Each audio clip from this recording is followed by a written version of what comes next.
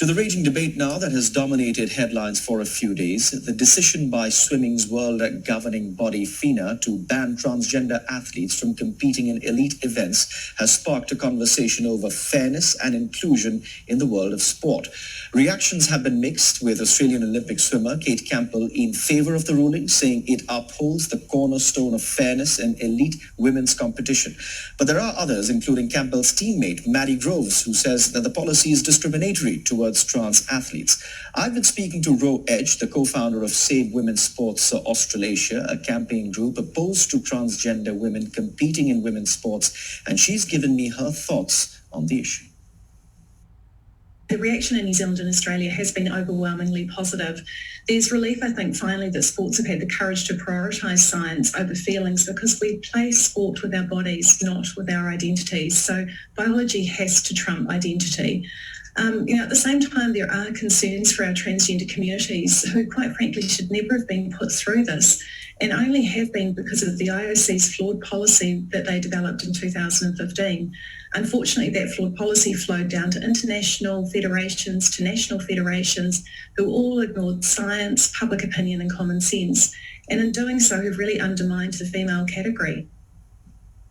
But Ro, don't you think this decision may also further ostracize trans athletes who may already be feeling marginalized? Yeah, I mean, it's a real risk of doing that. However, I do think that there is overwhelming scientific evidence that males have an insurmountable performance advantage over comparative females. So it is our hope all other sports follow suit. However, we also need to find a way to include and make sure that our transgender community feel welcome in sport too, due to the massive physical and mental, advantages that it gives people. I think FINA exploring an open category is a start, but our transgender community is really diverse as well. Boxing New Zealand found that out when they went to our rainbow community here and said, look, how can we include you? They came back requiring 12 different categories, and over the 13 different categories that boxing already has, I think they've got 4 different age divisions, etc. They worked out that there would be 1,872 divisions that they would need in boxing to accommodate.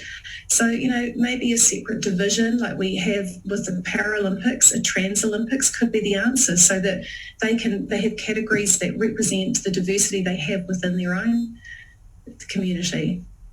So those are some of the ways in which they could find solutions around this, as you mentioned. But do you think this could also trigger similar decisions in other sports, perhaps something in the Olympics as well? Well, I think the Olympics has really copped out of this. Their decision-making with this has been really poor. They said they've done 2 years of consultation in order to create their last guidelines they released, but we only know of one group advocating for fairness in female in sport who was spoken to for really a very short time over Zoom.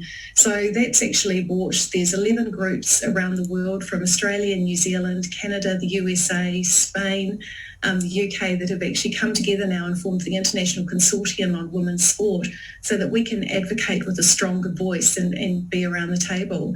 But in terms of other federations, yes, World Rugby already did this a few years ago. FINA now have the International Rugby League announced earlier this week they would be too, and now possibly World Athletics will come to the table too, I'd say, by the end of the year.